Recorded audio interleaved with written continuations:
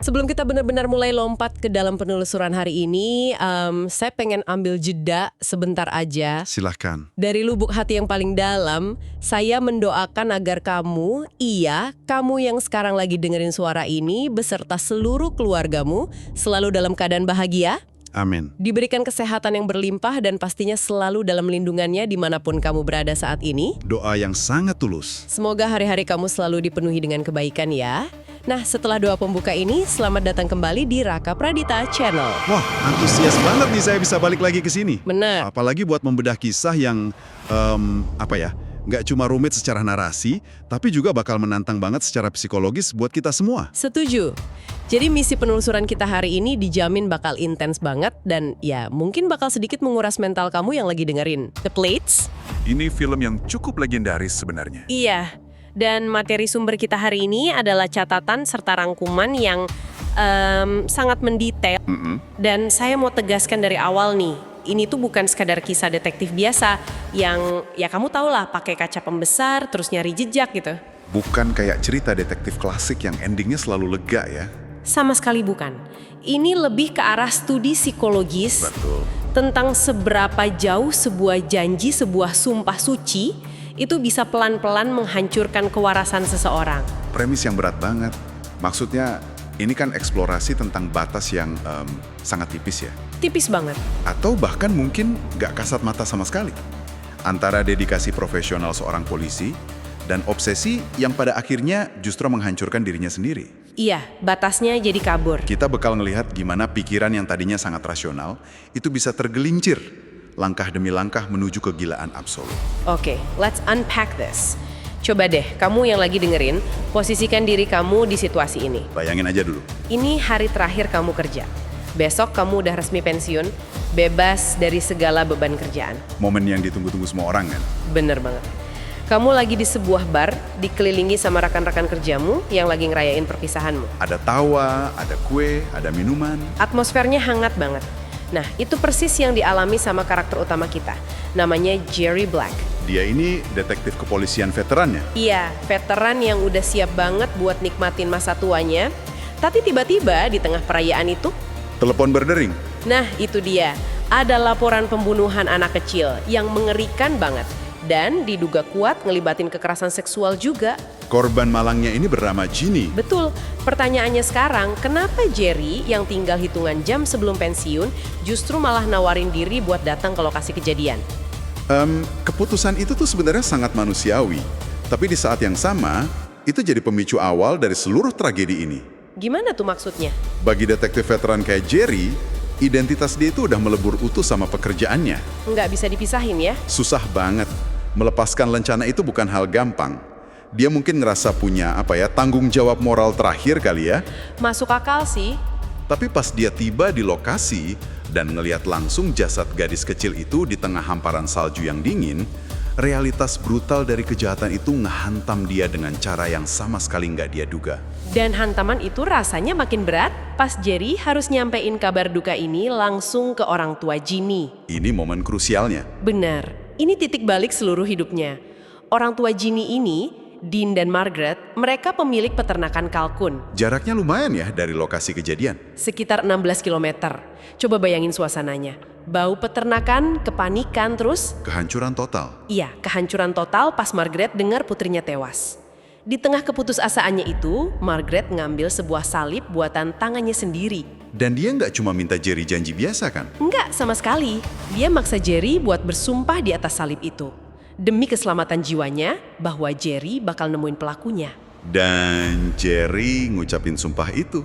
What's fascinating here is gimana sebuah interaksi yang mungkin cuma berlangsung beberapa menit, itu bisa mengubah seluruh arsitektur psikologis di kepala Jerry. Kalau di ilmu psikologi atau kepolisian, kita sering bahas fenomena yang namanya compassion fatigue atau kelelahan empati. Oh, yang polisi jadi kebas itu ya? Betul. Polisi yang tiap hari ngelihat kejahatan biasanya bangun tembok emosional. Mereka harus kebas biar bisa bertahan hidup secara mental. Tapi yang terjadi ke Jerry malah sebaliknya kan? Itu dia anomalinya. Alih-alih kebas, empati dan rasa bersalah Jerry malah ngalamin overdrive. Tapi tunggu deh, sebagai detektif senior, Jerry pasti udah ngelihat ratusan keluarga korban yang nangis histeris. Pastinya. Terus kenapa salib ini, di hari terakhirnya dia kerja, punya efek yang begitu destruktif? Bukannya dia harusnya tahu cara jaga jarak profesional? Nah, poin yang sangat kritis. Jarak profesional itu hilang justru karena lencananya bakal dicopot besok harinya. Oh, karena dia bukan lagi bertindak sebagai wakil negara. Tepat banget. Sumpah di atas salib itu memindahkan tugas investigasi dari yang tadinya cuma kewajiban institusi menjadi semacam mandat spiritual pribadinya. Merinding sih ini. Logika hukum, tenggat waktu polisi, aturan birokrasi, semuanya tiba-tiba digantiin sama dogma religius. Yang mana nggak kenal kata selesai sampai pelakunya ketangkep. Dia nggak berutang sama negara lagi. Dia berutang sama Tuhan dan sama ibu korban. Lu bayangin posisinya aja udah berat banget. Dan ironisnya nih ya, kasus ini di atas kertas kelihatannya selesai cepet banget loh. Kepolisian bertindak lumayan cepat waktu itu. Polisi nangkep pria bernama Toby. Dia ini penduduk lokal yang kebetulan punya gangguan mental. Dan dia langsung jadi tersangka utama. Rekan Jerry yang namanya Stan yang ambil alih kan? Betul, detektif muda yang ambisius. Stan ngurung Toby di ruang interogasi sempit, ditekan, dibentak tanpa ampun. Toby yang jelas-jelas kebingungan dan ketakutan, itu kapasitas mentalnya kan terbatas ya. Iya, dia akhirnya nyerah dan ngaku kalau dia yang lakuin kejahatan itu. Ditambah lagi, polisi nemuin semacam bukti sirkumstansial. Bukti coklat itu kan? Bener, ditemuin coklat di perut Ginny dan bungkus coklat dengan merek yang sama persis di mobil Toby. Buat departemen kepolisian yang lagi ditekan habis-habisan sama masyarakat dan media, pengakuan ditambah bungkus coklat itu udah lebih dari cukup. Tinggal tutup buku. Tapi saya tuh nggak habis pikir. Kepolisian bisa-bisanya tutup mata sama fakta kalau Toby ini punya gangguan mental. Ya, begitulah realitasnya kadang-kadang. Pengakuan palsu di kondisi kayak gitu. Mereka sangat tahu sebenarnya.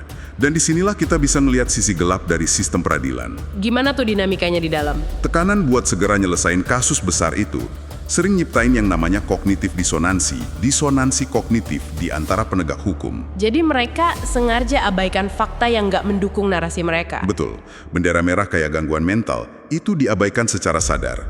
Karena mikir kasus udah terpecahkan, itu jauh lebih nyaman daripada harus mulai dari nol lagi. Apalagi teknik interogasi yang agresif itu memang dirancang buat matahin psikologis orang. Buat pikiran serentan Toby, ngakuin kejahatan yang gak dia lakuin, itu terasa kayak satu-satunya jalan keluar. Biar siksaan mental di ruangan itu berhenti. Dan jalan keluar yang Toby ambil setelahnya ternyata jauh lebih tragis lagi. Pas pemindahan tahanan itu ya? Iya, waktu petugas mau mindahin dia, Toby panik luar biasa. Dia tiba-tiba nyerang, gigit pundak petugas dengan buas banget, rebut senjatanya, Dan langsung nembak kepalanya sendiri. tewas seketika di lorong kantor polisi. Buat Stan dan kepolisian, ya tersangka utamanya udah mati. Kasus ditutup hari itu juga. Secara birokrasi, kasusnya rapi, selesai. Tapi buat Jerry, kematian Toby, ini terlalu menguntungkan polisi. Nggak make sense buat insting detektifnya. Dan yang paling penting, itu nggak nyelesain sumpah spiritualnya. Instingnya mulai berontak ya. Beberapa hari kemudian, kita lihat Jerry udah di bandara, tiket liburan ke Meksiko udah di tangan, Masa pensiunnya udah di depan mata. koper udah dibawa. Tapi pas dia duduk nunggu dan ngelihat berita TV soal penutupan kasus Ginny, perasaannya berkecamuk. Dia tahu ada yang salah. Hatinya molak banget percaya kalau Toby pelakunya. Dan kamu tahu apa yang dia lakuin? Dia balik kanan. Berdiri, ambil koper, dan batalin penerbangannya hari itu juga. Momen di bandara ini menurut saya adalah garis demarkasi yang jelas banget. Ini titik di mana rasionalitasnya Jerry resmi kalah sama obsesinya. Karena secara logika kan dia udah bebas ya. Banget. Kewajibannya sebagai aparat udah kelar. Tapi insting visceralnya nablak kenyamanan logikanya. Dia milih buat jalan masuk lagi ke dalam kegelapan. Karena sumpah itu nggak mau ngelepasin dia. Tepat. Karena udah berstatus warga sipil, Jerry mulai gerak sendiri. Dia temuin guru Ginny, Lisa Hansen, terus ngobrol sama sahabat Ginny, gadis kecil namanya Becky. Dari sini dia mulai dapat kepingan puzzle baru. Bener, Becky cerita kalau Ginny sering nyebut soal sosok raksasa yang baik hati. Ginny bahkan sempat nggambar raksasa itu pakai krayon. Gambar anak kecil yang kelihatannya sepele ya. Tapi Jerry langsung jadiin itu petunjuk utama. Dia bawa gambar itu ke Stan, mantan rekannya. Dan Stan pasti nolak mentah-mentah. Iyalah, buat institusi polisi, Jerry sekarang cuma sekedar pria tua pensiunan yang nggak bisa move on. Nggak punya wewenang apa-apa lagi. Tapi Jerry kan nggak nyerah. Dia pakai sisa koneksi dan pengaruhnya buat ngakses arsip kasus-kasus lama. Dan temuannya ini benar-benar ngubah segalanya. Kasus Kathy Allstar. Betul, 3 tahun lalu ada korban anak 10 tahun, Kathy Allstar. Detail kasusnya identik banget sama Ginny. Sama persis polanya. Dan pas Jerry ngecek tanggal kematian Kathy, disilangin sama catatan kriminal Toby. Boom! Toby ternyata lagi di penjara pas Kathy dibunuh. Bigger picture, temuan ini tuh ngancurin semua klaim polisi. Toby nggak mungkin pelakunya. Jerry buktiin secara definitif kalau Toby cuma kambing hitam yang pas banget waktunya. Pembunuh aslinya masih bebas di luar sana. Dan polisi ngebiarin itu terjadi karena mereka terlalu males nyari kebenaran. Jerry mulai narik benang merahnya. Pola musim pas kejadian, radius geografis lokasi, sampai kemiripan fisik korban-korbannya. Nah, here's where it gets really interesting. Karena sistem udah nolak dia, langkah Jerry selanjutnya tuh ekstrim banget. Di luar nalar sini. Dia kan isolasi area geografis si pembunuh, terus nemuin satu persimpangan jalan yang jadi titik pusat semua kasus itu. Persimpangan yang ada pom bensin tuanya itu. Iya, pom bensin terbengkalai. Alih-alih lapor ke FBI atau atasan polisi, Jerry malah ngabisin seluruh uang pensiunnya buat beli pom bensin itu. Bayangin, uang pensiun buat hari tua dipakai buat beli pom bensin rusak. Dan dia renovasi tempat itu biar persis kayak bangunin yang ada di latar belakang gambar krayonnya Ginny. Coba kita pikirin ini dari sudut pandang psikologisnya Jerry. Dia secara harfiah lagi ngebangun jebakan lalat raksasa. Cuma modal coretan anak umur 7 tahun. Ini tuh bentuk alienasi diri yang mengerikan. Dia mengisolasi dirinya di pom bensin berdebu, jauh dari mana-mana, buat nunggu monster yang belum tentu bakal lewat. Keterasingan itu kelihatan jelas banget pas Jerry nyoba datang ke kurator seni. Oh iya, adegan kurator itu menarik. Dia minta kurator buat nganalisis makna tersembunyi dari gambar Ginny. Sang kurator malah kebingungan. Iya karena emang nggak ada apa-apa di gambar itu kan. Cuma imajinasi anak kecil biasa. Sang kurator malah natap Jerry pakai pandangan kasihan campur ngeri. Seolah nanya, ini bapak masih waras nggak sih? Di mata orang luar, Jerry udah bukan pahlawan lagi. Dia cuma pria tua yang mulai gila. Tapi Jerry udah kebal sama omongan orang. Fokus dia cuma satu. Dan di tengah kesunyian pom bensin itu muncul variabel baru. Ini yang membawa kita ke bagian cerita yang paling bermasalah secara moral. Suatu malam di bar lokal, Jerry ketemu wanita bernama Lori. Dia ini bartender, ibu tunggal yang lagi putus asa kabur dari mantan suaminya yang kasar. Lori bawa anak perempuannya kan? Iya, namanya Chrissy. Dan disinilah bulu kuduk saya merinding. Ciri fisik Chrissy, rambut, usia, posturnya itu identik 100% sama pola korban si pembunuh. Kebetulan yang sangat-sangat fatal. Pas mantan suami Lori datang nyerang lagi, Jerry muncul bak pahlawan. Dia nawarin Lori dan Chrissy tinggal di rumahnya, di pom bensin itu gratis. Kalau dilihat sekilas, Jerry ini kayak figur kakek atau pelindung yang baik hati banget. Tapi pertanyaannya, apa dia nampung mereka murni karena peduli? Atau karena dia sadar penuh kalau Chrissy ini umpan yang sangat sempurna?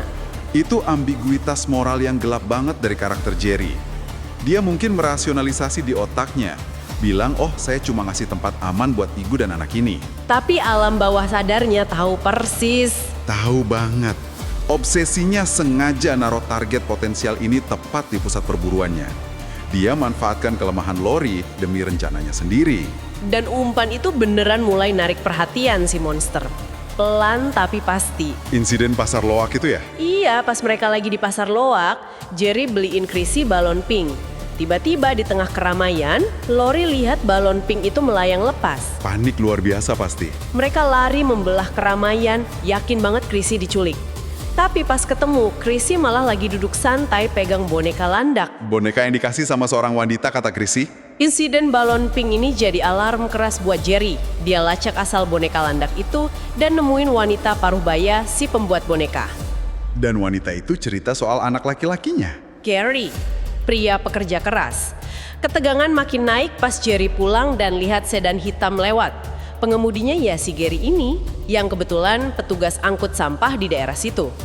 Si Gary ini mulai ngedeketin Chrissy perlahan-lahan kan?